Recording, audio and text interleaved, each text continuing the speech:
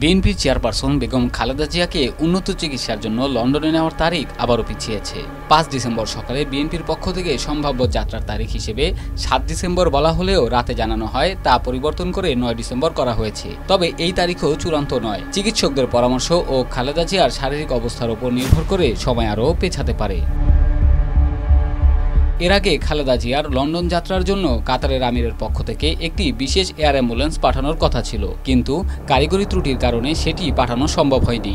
পরে বিকল্প হিসেবে জার্মানির একটি এয়ার অ্যাম্বুলেন্স ভাড়া করে পাঠানোর ব্যবস্থা করে কাতার সরকার।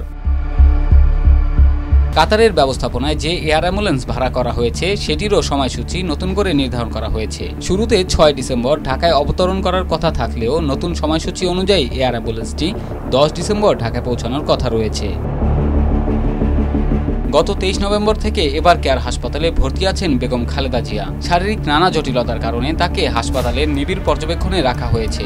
বর্তমানে স্থানীয় চিকিৎসকদের পাশাপাশি চীন ও যুক্তরাজ্যে চিকিৎসকদের সমন্বয়ে গঠিত টিম খালেদা জিয়ার চিকিৎসা কার্যক্রম চালিয়ে যাচ্ছে। এদিকে শুক্রবার দুপুরে ঢাকায় পৌঁছান তারেক রহমানের স্ত্রী জোবাইদা রহমান। তিনি বিমানবন্দর থেকে সরাসরি এভার কেয়ার হাসপাতালে গিয়ে শাশুড়ির সঙ্গে সময় কাটান। সেখানে ২.৫ ঘন্টারও বেশি সময় থাকার পর তিনি ধানমন্ডিতে পৈতৃক বাসায় যান। রাতে আবার হাসপাতালে এসে শাশুড়ির শারীরিক অবস্থার খোঁজখবর নেন। রাসেল হোসাইন, মাই টিভি।